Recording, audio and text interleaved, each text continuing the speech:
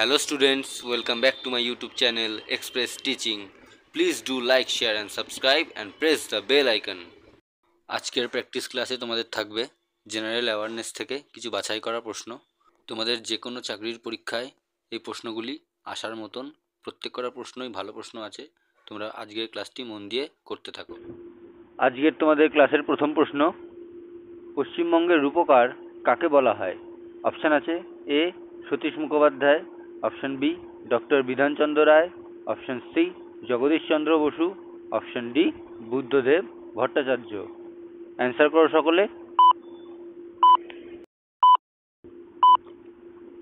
তো সঠিক উত্তর হয়ে যাবে option B doctor Bidhanchandra Roy. কার কতগুলো ঠিক হলো কমেন্ট বক্সে জানাতে কিন্তু ভুলবা না। নেক্সট প্রশ্ন, অটল পেনশন যোজনা কত সালে আরম্ভ হয়? অপশান আছে এ 2017 সালে, অপশান বি 2018 সালে, অপশান সি 2019 সালে অ্যান্ড অপশান ডি 2015 সালে। অ্যান্সার করো সকলে। তো সঠিক উত্তর হবে অপশান ডি 2015 সালে। চলো নেক্সট 3 নম্বর প্রশ্ন, রেগুলেটিং অ্যাক্ট কোন বছর প্রবর্তিত হয়? অপশান আছে এ 1771 খ্রিস্টাব্দে, অপশান বি 1772 খ্রিস্টাব্দে, অপশান সি 1773 খ্রিস্টাব্দে অ্যান্ড অপশান ডি 1717 খ্রিস্টাব্দে। উত্তর করো।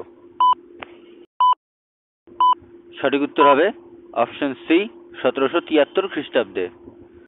চলে যাব পরের প্রশ্নের দিকে। 4 নম্বর প্রশ্ন, স্কারভি রোগ হয় কোন ভিটামিনের অভাবে? Option A vitamin K, option B vitamin B6, option C vitamin D and option D vitamin C. Answer করো সকলে।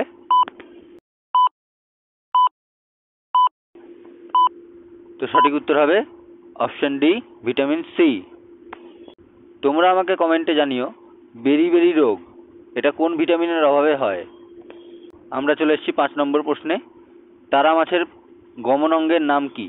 অপশান এ নালীপদ, অপশান বি ডানা, option C leaping, option D হন্টর। অ্যান্সার করো সকলে। সঠিক উত্তর হবে অপশান এ নালীপদ। নেক্সট 6 নম্বর প্রশ্ন, রেইনবো নেশন নামে পরিচিত কোন দেশ?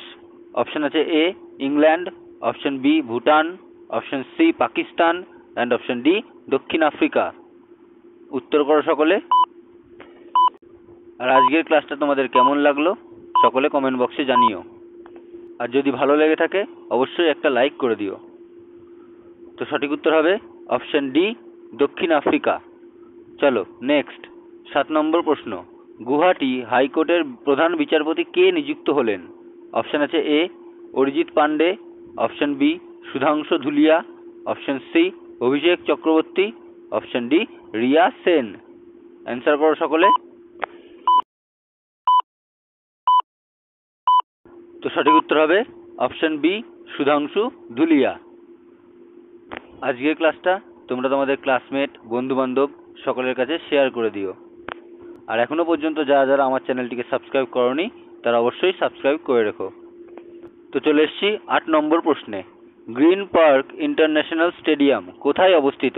অপশান আছে A Kanpur, option B Delhi, option C Jamshedpur, option D Chennai. উত্তর করো সকলে।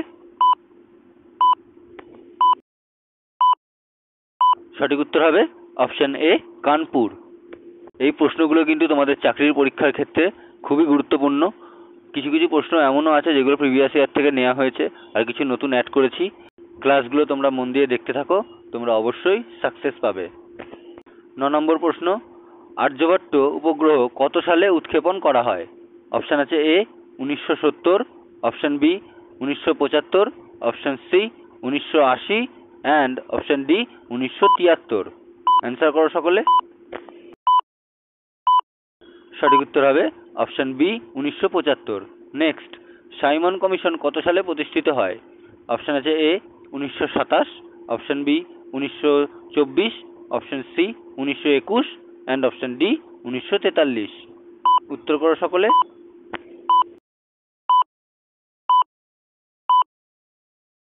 সঠিক উত্তর হবে অপশান এ 1927। আমরা চলে এসেছি 11 নম্বর প্রশ্নের দিকে। ভারতের কেন্দ্রীয় পাট গবেষণা কেন্দ্রটি কোন রাজ্যে অবস্থিত? অপশান আছে A Meghalaya, option B Delhi, option C Jharkhand, option D Paschimbanga. উত্তর করো সকলে। এই উত্তরটা আশা করি সকলেই পারবে। তো সঠিক উত্তর হবে অপশান ডি পশ্চিমবঙ্গ। তো আমরা আমাদের ক্লাসের প্রায় শেষের দিকে চলে এসেছি। আজকের ক্লাসের শেষ প্রশ্ন 12 নম্বর প্রশ্ন। নিচের কোনটিকে প্রাকৃতিক আঁচল বলা হয়? অপশান আছে এ বাড়িঘর, অপশান বি অরণ্য, অপশান সি পশু পাখি অ্যান্ড অপশান ডি নদ নদী। উত্তর করো সকলে। তো সঠিক উত্তর এখানে সবাই বুঝতে পারছো, অপশান বি অরণ্য। আজকের ক্লাসটি যারা যারা দেখছো তারা সকলে একটা করে লাইক করে দিও, আর অবশ্যই সাবস্ক্রাইব করে আমাদের সাথে জুড়ে থেকো। তো আজকেও তোমাদের জন্য আছে একটা এইচডাব্লিউ। তো আজকের এইচডাব্লিউ, কোন বায়ুকে বাণিজ্য বায়ু বলা হয়? অপশান আছে এ আয়ন বায়ু, অপশান বি মৌসুমী বায়ু, অপশান সি নিয়ন বায়ু অ্যান্ড অপশান ডি উপরের কোনোটিই নয়। অপশান দিয়েছি, তোমরা প্রত্যেকেই আশা করি উত্তরটা পারবে। অপশান দেওয়ার কোনো প্রয়োজনই ছিল না, তাও অপশানটা দিয়ে দিলাম। তোমরা সকলে এর উত্তরটা কমেন্ট বক্সে জানিয়ে দিও। আজকের মতন তাহলে এখানেই ক্লাসটি শেষ করছি। দেখা হবে আবার পরের ক্লাসে। Thank you for watching my video. আর ভুলে যাও না কিন্তু লাইক শেয়ার আর সাবস্ক্রাইব করতে, আর অবশ্যই বেল আইকনটা টিপে দিও আমার ভিডিও প্রথমে পেতে।